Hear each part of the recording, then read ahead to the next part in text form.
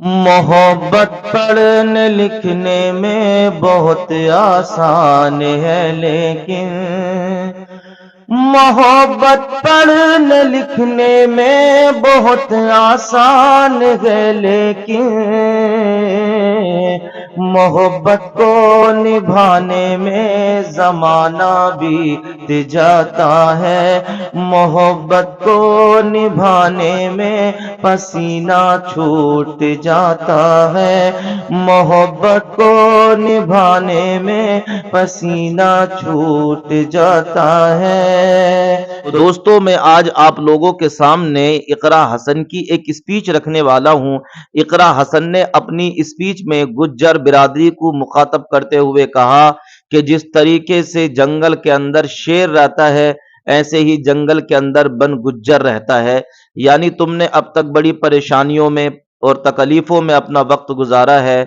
अब मैं सांसद की पार्लियामेंट की मैं सांसद बनी हूं, तो अब तुम्हारी आवाज ये पार्लियामेंट में गूंजेगी, ये तुम्हारी आवाज सदन में गूंजेगी।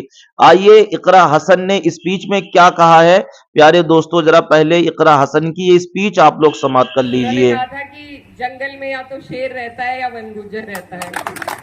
तो आप लोगों का जो जज्बा है, जिस परेशानियों के साथ आप अब भी अपना गुजर बसर कर रहे हैं, आपकी हिम्मत को मैं सलाम करती हूँ और आपकी परेशानियों को अपने दिल में यहाँ से ले जाकर मैं आपसे वादा करती हूँ कि अब जब संसद का सत्र होगा तो आपकी ये आवाज आपको संसद में जरूर सुनने को मिलेगी।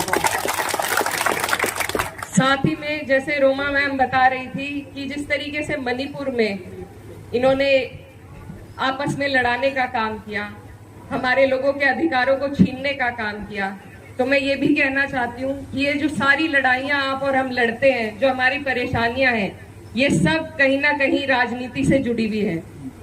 चाहे यहाँ पर आर्मी को आपके ऊपर इन्होंने काबिज कर दिया हो या फिर पूंजीपतियों का आपकी जो जंगल की जमीन है वो देने की इनकी मंशा हो, ये सारी चीजें, और चाहे आपकी जो रिजर्वेशन है, मुझे ये भी जानकारी मिली कि यहाँ पर ओबीसी में आप लोगों को रखा गया है, जबकि सही अगर नियम से चला जाए तो एसटी कैटेगराइजेशन होनी चाहिए।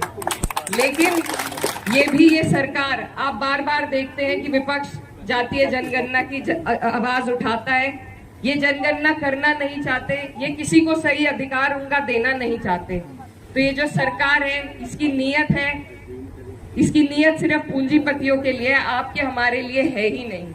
तो मुझे कई बार कई धरनों में हम गए तो लोग कहते हैं कि राजनीति मत करो, लेकिन मैं ये कहना चाहती हूँ कि हर चीज, आपके हर टैक्स, आपका पानी का, स्कूल का, शिक्षा का, चिकित्सा का, हर अधिकार जब सरकार से जुड़ा हुआ है तो राजनीति तो बीच में आनी ही चाहिए। तो इसलिए आप लोगों से मैं ये कहना चाहती हूँ कि मैंने जब जितने वक्त से मैं राजनीति में हूँ, होश संभाला है, तो हम जानते हैं कि बेहट के लोग यहाँ पर, ज्यादातर बेहट के लोग मौजूद हैं।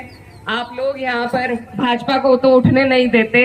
आगे भी मेरी आपसे यही गुजारिश है कि 2 साल में यहाँ पर राज्य का चुनाव है और अगर हमारी सरकार बनती है, मैं आपसे वादा करती हूँ कि आपकी ये जो अधिनियम है, वन अधिकार अधिनियम जो 2006 में हुआ था, इसको लागू कराने का काम आज नहीं तो 2 साल बाद, अगर आपने हिम्मत दी, ताकत दी, तो हम इसे कराने का काम करेंगे।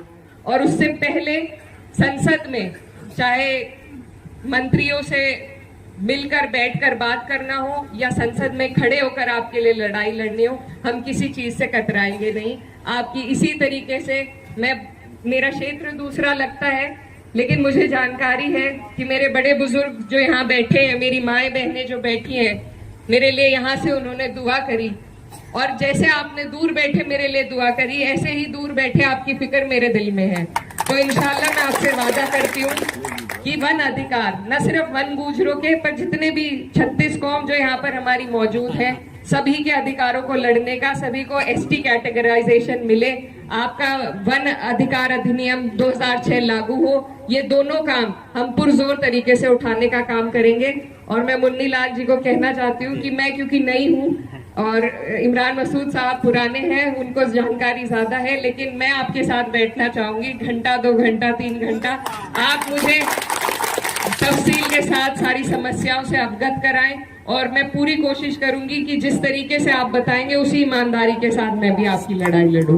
दोस्तों, तो अभी आप इकरा हसन की स्पीच सुन रहे थे कि इकरा हसन ने अपनी स्पीच के अंदर बिल्कुल ये वाज़ेह कर दिया कि उन्होंने गरीबों की और कमजोरों की आवाज सदन के अंदर उठाई, कि जिसको से लोग काफी मुतासिर हुए, और जितने भी दानिशवरान और जितने भी ओहदादारान थे पार्लियामेंट के अंदर, उन सब ने इकरा हसन की इस स्पीच को सराहना किया। खुद नरेंद्र मोदी ने इस स्पीच को सराहना किया कि हाँ, ये लड़की जो कि सदन में आई है, इसने अभी से चंद ही दिन हुए हैं और इसने गरीबों की आवाज उठाना शुरू की है। जी हाँ दोस्तों, ऐसे नेताओं की जरूरत है हमारे मुल्क को, जो गरीबों की और कमजोरों की आवाज सदन में उठा सकें। उम्मीद है आपको ये वीडियो अच्छी लगी होगी। अगर अच्छी लगी हो तो कमेंट कीजिए, लाइक कीजिए। मैं आपका भाई शहादत हुसैन, मेरे लिए भी दुआ कीजिए, मैं आपके लिए दुआ करता हूँ। अल्लाह आपको शादो आबाद रखे। अस्सलामु अलैकुम वरहमतुल्लाह।